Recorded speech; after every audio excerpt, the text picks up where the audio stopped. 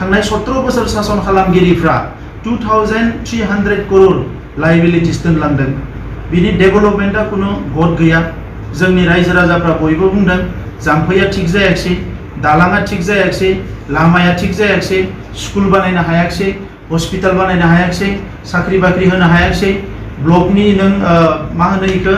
PMGSY नि न'आ जायाखै जब कार्डनि फैसाखौ जाजोबबाय एग्रिकालचारनि खामानिफ्रा जायाखै मोनसेबो एग्रिकालचारनि इन्डास्ट्रि बानायनो हायाखै फार्म बानायनो हायाखै हर्टिकालचारनि खामानिया जायाखै भेटेनारिनि खामानिया जायाखै फिशारिनि खामानिया जायाखै इरिगेशननि खामानिया जायाखै पाब्लिक हेल्थनि खामानिया जायाखै मानसिफ्रा दै मोनलोङा दा बे गासैबो रायजो राजाफोरनि कमप्लेन बे कमप्लेना मानो जादों थांनाय 17 बोसोरावथ' डिसिआ गैयामोन रावबो गैयामोन डिसिनो कुनु पावार होआखैमोन पावाराथ' बिटिसिनियावनो दंजोबोमोन बिनि उनाव मानो बेबायदि सिस्टेमा दिनै जाखो बेबायदि अबस्थाया मानो जाखो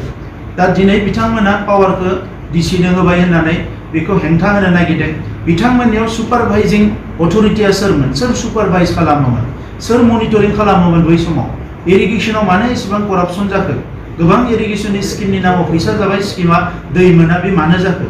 मानोना थांनाय 17 बोसोराव कुनु सुपारभाइज खालामग्रा सिस्टेम गैयामोन जेखौ डिपुटि सिबा बुङो बेनो राइटमोन बेनो जाबाबो जायाबाबो बेनो फाइनालमोन जेखौ सिबा बुङो बेनो फाइनालमोन आरो बेनिखायनो जायखौ इएमआ बुङो बेनो फाइनालमोन दा बिथांमोना बुंनानै कुनु साइन्टिफिक प्रसेस गैयाजासे कुनु अडिट प्रसेस गैयाजासे कुनु मोनसे सिस्टेम गैयाजासे बिथांमोना 17 बोसोर बेखौ शासनखौ सालायदों दा दिनै डिपुटि कमिशनारखौ जोङो लाबोबाय एकर्डनि बायदियै आरो बे एकर्डनि बायदियैनो जों मोनसे क्लोज बायदियै डिसिखौ जोङो मनिटरिं खालामनो होदों बे मनिटरिंआ स्किम हमनाय नङा बे मनिटरिंआ माबा मोनसे प्लानिंखौ बिथाङा बानायनाय नङा जास्ट मनिटरिं खालामगोन बिथाङा बिनि उनाव मोननै सोदोबखौ बुंबावदों मोनसेया जाबाय एक्शन प्लान बानायनाय बे एक्शन प्लान बानायनायखौ गोबाङानो बुंदों जे डिसिएसए एक्शन प्लान बानायबा जों माखौ बानायगोन सोरबा माखौ बानायगोन बिथांमोना मा एक्शन प्लानखौ बुजिदों आं मिथिया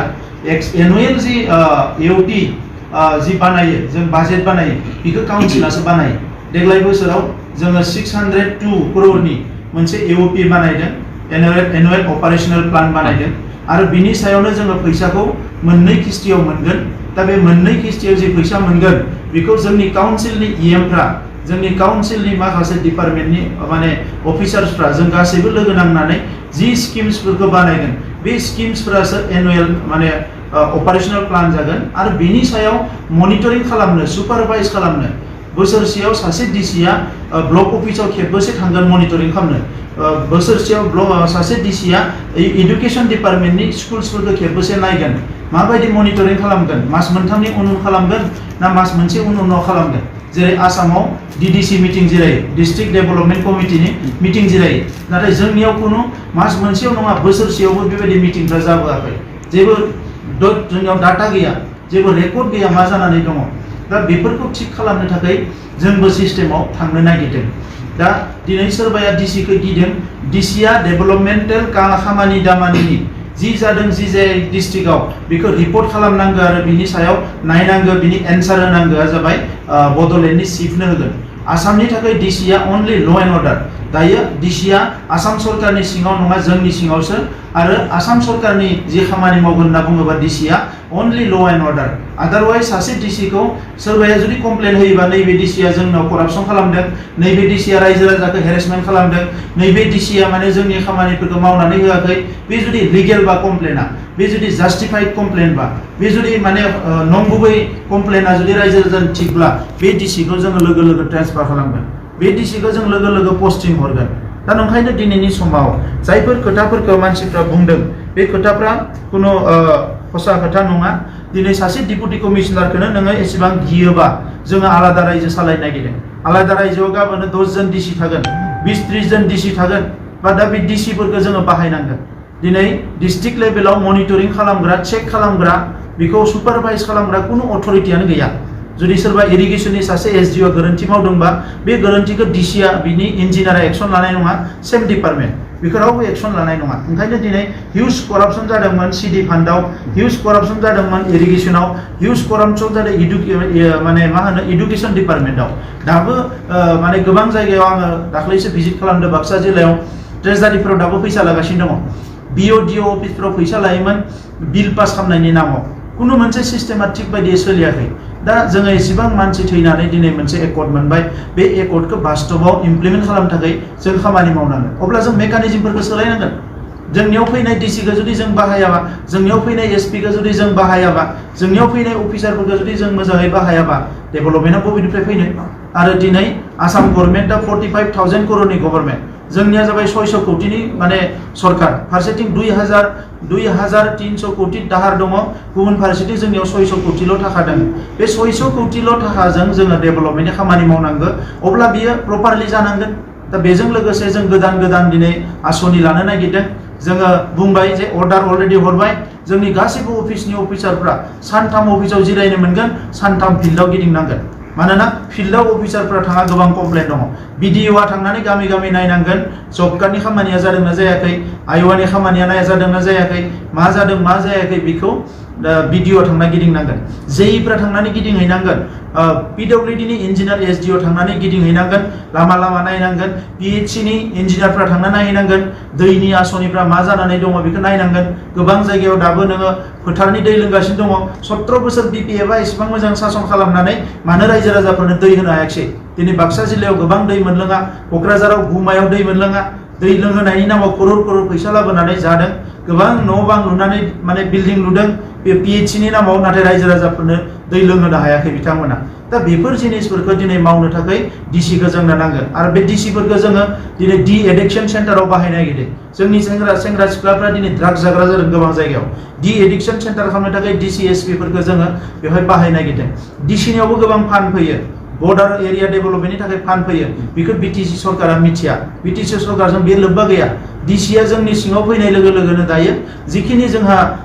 डिसिनि थ्रुयै डेभेलपमेन्ट जायो डिजेस्टारनि फान्ड फैयो दा इमार्जेन्सि डिजेस्टार फान्ड बारहुंखा फैबाय बांग्रिं फैबाय दैबाना फैबाय बेवहाय डिसिआ गोबां खामानि मावनो हायो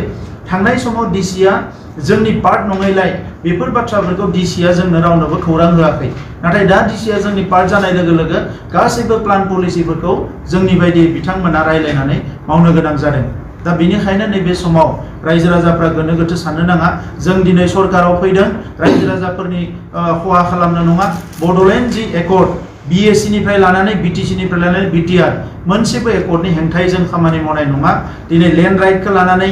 गोबाङानो सानदों जे डिसिनो लेन्डनि अधिकारखौ होबा मा जागोन डिसिआ लेन्डनि डिसिसनखौ लानाय नङा लेन्डनि डिसिसनखौ लागोन साब डिभिजनेल लेन्ड एडभाइजारि कमिटियासो बे साब डिभिजन लेन्ड एडभाइजारि कमिटियाव नों आंनि मानसियानो थाबोदों आरो नों आंनि मानसियानो थागोन गाबोन बिथांमोना जेखौ पास खालामनानै हरगोन डिसिआ बेखौ गावनियाव रेकर्ड लाखिगोन रेकर्ड लाखिखांनायनि उनाव बियो बिटिसि काउन्सिलाव हरगोन बिटिसि काउन्सिला जुदि जों लेन्ड होनांगौबा होगोन होनाङाबा होनाय नङा दा नोंथांमोना नुदों जे एसेबां मोजां सरकार थानानै थांनाय 17 बोसोराव मानो रामदेव बायदि मोनसे संस्थानो मिनिमाम मोनसे रेभिनिउनि नामाव दिनै 2,900 बिगा हा चिराङाव होनानै दोनदों 1000 बिगा हा कुमारिकाटायाव होनानै दोनदों बेफोरनिफ्राय जोंहा मा फैदों दिनै मोनसे इन्डास्ट्रि बानायनो जोंहा हा नागिरना मोनाखै इउनिभार्सिटि सेन्ट्रेल इउनिभार्सिटि बानायनो थाखाय जोंनो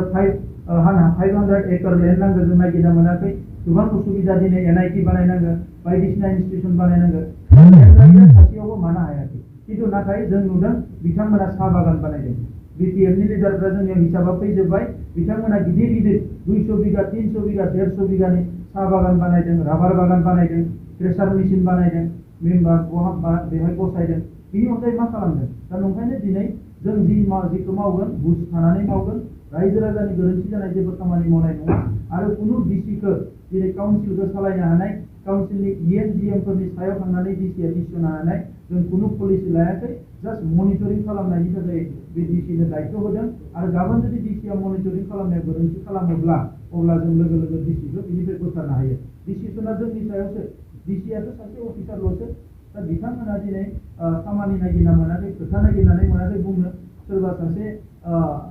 माने बायदिसिना नाबां जाबां खोथा बुंनायखौ लानानै बड'लेण्ड गभर्नमेन्टआ सोलिनाय नङा जों मोनसे भिजन लादों बे 5 बोसोरनि गेजेराव जोंनि इक'नमिया आसामनि गुबुन जायगानि समान जानांगोन इन्डियानि गुबुन जायगानि समान जानांगोन आसाम गभर्नमेन्टआ जोंनो 600 कोटि हरोबा जोङो 3000 निफ्राय 5000 कोटि रां गुबुन इनभेस्टमेन्ट जों लाबोनानै जोंनि ओनसोलनि लाइमोनफोरनो एमप्लयमेन्ट होनाय हेन्डलुम सेक्टराव जोङो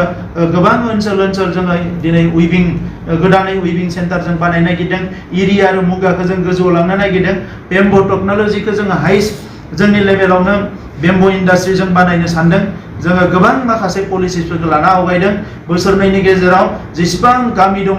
मोनफ्रोमबो गामियाव जाहाथे एग्रिकालचारा खननैनिफ्राय खनथाम आबाद मावनो हानाय माखासे इरिगेशन आरो एग्रिकालचार डेभेलपमेन्टखौ जों लाबोनो नागिरदों दा बेफोरखौ खालामनो थाखाय जों एसे सम लादों मानोना जोंनि सरकारा थांनाय 6 मासाव मोजाङै खामानि मावनो मोनाखै मोननै इलेक्शन जालांबाय कोविड जालांबाय गोबां सिचुएशन जालांबाय दा नंखायनो नैबे समाव जोङो फुल सुइंआव खामानि मावनो लादों रायजो राजाफ्रा कोअपारेट खालामनांगोन बबेयावबा सोरबा VCDCआ फैसा जादों बहाबा माबादों बबेबा गन्डगोल जादों बेखौ डाइरेक्ट सरकारनो फोरमायनांगोन सोरबा अफिसारा खामानि मावाखै डाइरेक्ट सरकारनो फोरमायनांगोन मास मोनसेनि गेजेराव मोनफ्रोमबो ब्लक अफिसाव सार्कल अफिसाव जोङो कमप्लेन बक्स बसायनानै होगोन बे कमप्लेन बक्सआव जाहाथे रायजो राजाफ्रा गावबा गावनि कमप्लेनखौ होयो आं बेखौ खावलायबाय आरो सोरबाया बुंनाय बायदि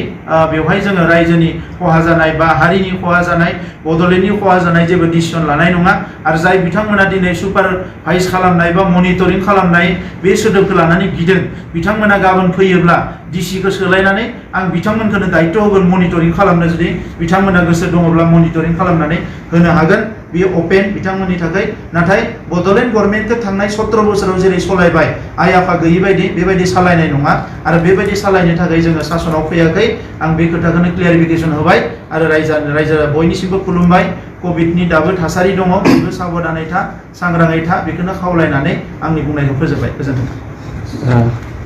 जे थांनाय 4 जुनाव ओंखारनाय जि